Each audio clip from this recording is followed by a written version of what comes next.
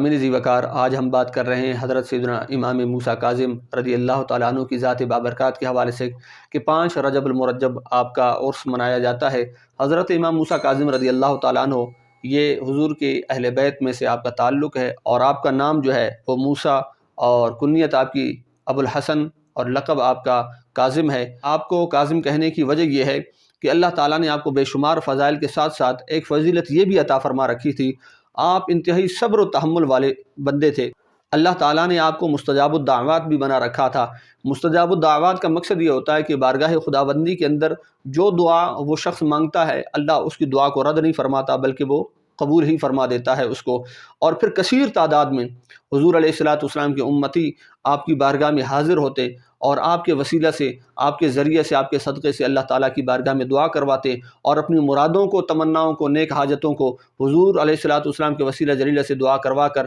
اور پھر حضور سیدنا امام موسیٰ کاظم رضی اللہ تعالیٰ عنہ کے وسیلہ سے دعا کروا کر وہ اپنی مرادوں کو پورا کیا کرتے تھے۔ حضرت سیدنا امام موسیٰ کاظم رضی اللہ تعالیٰ عنہ کا ایک لقب انتہائی مشہور ہے جس کے نام سے آپ پہچانے جاتے ہیں۔ وہ لقب کیا ہے؟ وہ ہے کاظم۔ کاظم کا مطلب ہوتا ہے غصے کو پی جانے والا۔ تو اللہ تعالیٰ نے آپ کو اتنا کمال عطا فرمایا تھا کہ آپ ہمہ وقت صبر و تحمل کا مظاہرہ کیا کرتے تھے، اور چونکہ قرآن پاک کے اندر ارشاد ہوا کہ والکاظمین الغیظ والعافین عن الناس، مومنین کی بے شمار صفات میں سے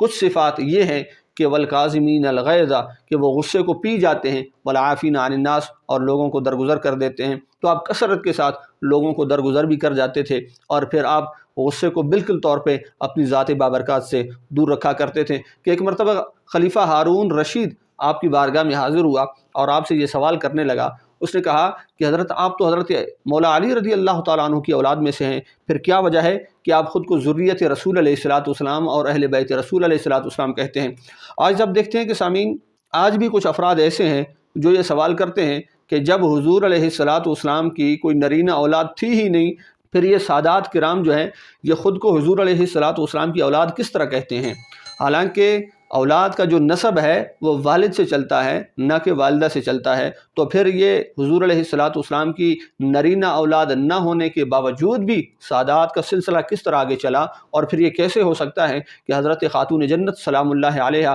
و رضی اللہ تعالی عنہا کی طرف نسبت کی جائے، حضرت مولا مرتضیٰ مشکل کشا کو چھوڑ کر، یعنی حضرت خاتون جنت سلام اللہ علیہا کی طرف کس طرح یہ نسبت کی جاتی ہے؟ تو جب یہ سوال خلیفہ ہارون رشید نے کیا تو حضرت امام موسیٰ کاظم رضی اللہ تعالیٰ عنہ نے فرمایا کہ قرآن پاک کے اندر سورۃ الانعام کے اندر اللہ پاک نے جہاں دیگر انبیاء کرام کا تذکرہ فرمایا ہے، وہاں حضرت عیسیٰ علیہ نبینا علیہ السلام کا بھی تذکرہ فرمایا، اور آپ کا تذکرہ فرماتے وقت اس کی نسبت، یعنی حضرت عیسیٰ علیہ السلام کی نسبت جو ہے وہ ان کی والدہ کی طرف کی ہے، نہ کہ ان کے والد کی طرف، کیونکہ ان کے والد تو تھے ہی نہیں۔ اب یہاں پر میں یہ سمجھتا ہوں کہ یہ سوال کر سکتا ہے کہ چونکہ حضرت عیسیٰ روح اللہ علیہ السلام کے تو سرے سے والد ہی نہ تھے، لہٰذا مجبوراً جو ہے وہ حضرت مریم سلام اللہ علیہا جو حضرت عیسیٰ علیہ نبینا علیہ السلام کی والدہ ہیں، ان کی طرف ان کے نسب کو جو ہے وہ منسوب کیا گیا۔ اور پھر آج حضور علیہ الصلوۃ والسلام کی اولاد میں سے، یعنی حضرت خاتون جنت سلام اللہ علیہا کے ہوتے ہوئے، حضرت مولا علی کے ہوتے ہوئے، پھر حضرت خاتون جنت کی طرف سادات کے نسب کو کیوں منسوب کیا جاتا ہے؟ تو اس کا جواب یہ ہے کہ حضور علیہ الصلوۃ والسلام کے لیے بے شمار خاصیات اللہ تعالیٰ نے رکھے ہیں جو فقط ذات مصطفیٰ کریم علیہ الصلوۃ والسلام کے اندر پائے جاتے ہیں۔ چھوٹے سے مسئلے کی میں وضاحت کروں، وہ یہ کہ ہر امتی کے لیے حکم نکاح زیادہ سے زیادہ 4 کرنا ہے، اس سے زیادہ کی اجازت بیک وقت نہیں ہو سکتی، لیکن حضور علیہ الصلوۃ والسلام مختار کل ہیں، چاہے وہ جتنے نکاح فرمائیں وہ فرما سکتے ہیں۔ اسی طرح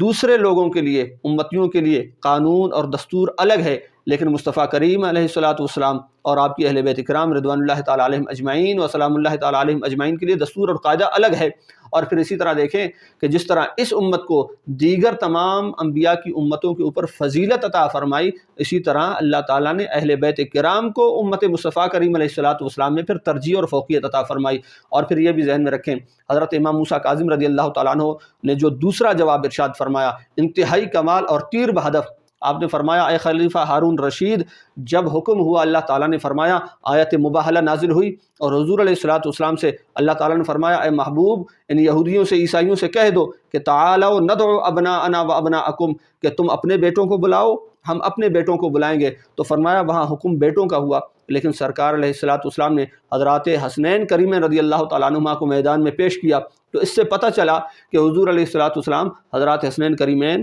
اور ان کی اولاد کو نہ صرف اپنا نواسا مانتے تھے بلکہ اپنا بیٹا ہی تسلیم کرتے تھے۔ یہ جو مہینہ ہے اس کے اندر آپ کا عرس مبارک منایا جاتا ہے، تو زیادہ سے زیادہ کوشش کریں کہ اہل بیت کرام رضوان اللہ تعالیٰ علیہم اجمعین، صحابہ کرام رضوان اللہ تعالیٰ علیہم اجمعین، اور بالخصوص حضرت سیدنا امام موسیٰ کاظم رضی اللہ تعالیٰ عنہ کی روح مبارکہ کے لیے ایصال ثواب کریں، عرس منائیں اور 11ویں شریف کا اہتمام کریں۔ اللہ پاک ہمیں دین کی سمجھ اور فہم عطا فرمائے، آمین بجاہ سید المرسلین۔